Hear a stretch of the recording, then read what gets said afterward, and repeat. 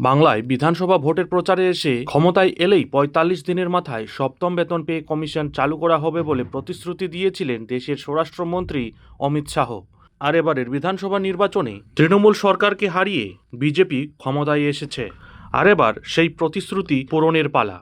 সত্যিই কি কয়েকদিনের মধ্যে সপ্তম বেতন পে কমিশন লাগু হবে? কতটাই বাড়তে পারে বেতন? এখন সেই সব প্রশ্নই তুলছেন রাজ্যের সরকারি কর্মচারী এবং পেনশনাররা। মুখ্যমন্ত্রী শুভেন্দু অধিকারী এই বিষয়ে কতটা কাজ এগিয়েছেন সেই নিয়েও প্রশ্ন উঠছে।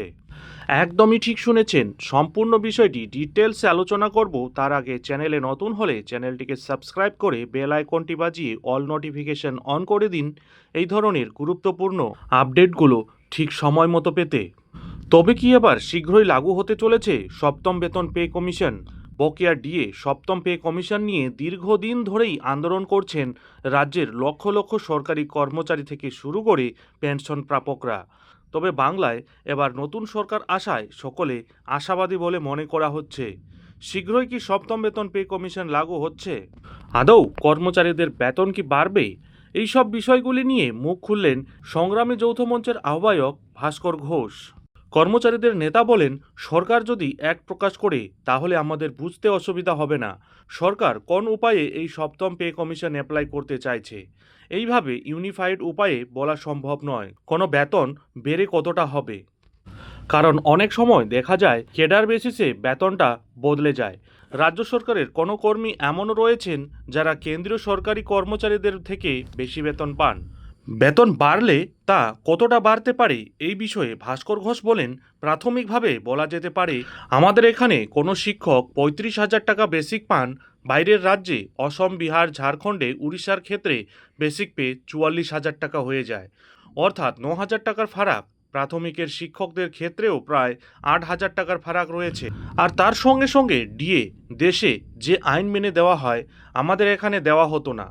সপ্তম পে কমিশন যদি সঠিকভাবে অ্যাপ্লাই হয়, তার সঙ্গে যদি ডিএ যুক্ত হয়, তাহলে ধরে নেওয়া যায় কারোর বেসিক পে যদি ৩০,০০০ টাকা হয় তাহলে সে অন্ততপক্ষে ১০ থেকে ১২,০০০ টাকা বেশি বেতন পাবেন। এক রিপোর্ট অনুযায়ী সপ্তম পে কমিশনের মূল ভিত্তি হল ২.৫৭ ফিটমেন্ট ফ্যাক্টর, অর্থাৎ আগের পে কমিশনের তুলনায় মূল বেতন গড়ে ২.৫৭ গুণ বৃদ্ধি পায়।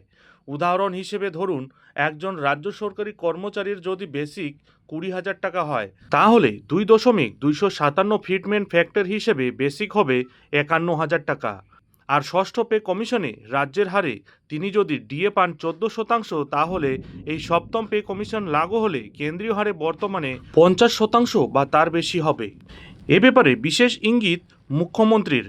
আগামী দিনগুলো পশ্চিমবঙ্গের লক্ষ লক্ষ সরকারি কর্মচারী এবং পেনশনভোগীরা উল্লেখযোগ্যভাবে স্বস্তি পেতে পারেন। এর কারণ আগামী ১৮ই মে মন্ত্রিসভার বৈঠকে রাজ্য সরকার মহার্ঘ ভাতা এবং সপ্তম বেতন কমিশন সংক্রান্ত একটি বড় সিদ্ধান্ত নিতে পারে বলে আশা করা হচ্ছে। মুখ্যমন্ত্রী শুভেন্দু অধিকারী ইঙ্গিত দিয়েছেন যে এই বৈঠকে কর্মচারীদের দীর্ঘদিনের দাবি গুরুত্ব সহকারে আলোচনা করা হবে। উল্লেখ্য, রাজ্য সরকারি কর্মচারীরা কেন্দ্রীয় সরকারের সমান মহার্ঘ ভাতা দাবি করে আসছেন দীর্ঘদিন ধরে এবং এই বিষয়টি বর্তমানে দেশের সর্বোচ্চ আদালত সুপ্রিম কোর্টে বিচারাধীন রয়েছে। ফলস্বরূপ নতুন সরকারের কাছে সরকারি কর্মচারীদের প্রত্যাশা উল্লেখযোগ্যভাবে বেড়ে গেছে। মুখ্যমন্ত্রী জানান যে গত মন্ত্রিসভার বৈঠকে কেবলমাত্র সমাপ্ত ফাইলগুলির উপরই সিদ্ধান্ত নেওয়া হয়েছিল, কিন্তু পরবর্তী বৈঠকে বেশ কয়েকটি গুরুত্বপূর্ণ নীতিগত বিষয় নিয়ে আলোচনা হবে। এর মধ্যে থাকবে মহিলাদের বিরুদ্ধে অপমান, প্রাতিষ্ঠানিক দুর্নীতি, আরজিকর মামলা এবং সবচেয়ে গুরুত্বপূর্ণভাবে ডিএ ও সপ্তম বেতন কমিশনের বিষয়গুলি। তিনি আরও স্পষ্ট ইঙ্গিত দিয়েছেন যে সরকার কর্মচারী ও পেনশনভোগীদের কেন্দ্রীয় সরকারের সমান মহার্ঘ ভাতা দেওয়ার বিষয়টি বিবেচনা করতে পারে।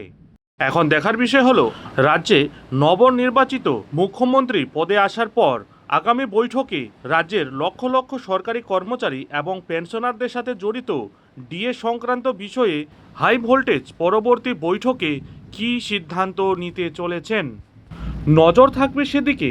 যাই হোক, এখন এখানেই শেষ করছি। এই ধরনের পরবর্তী লেটেস্ট আপডেট ঠিক সময় মতো পেতে অবশ্যই চ্যানেলে চোখ রাখুন।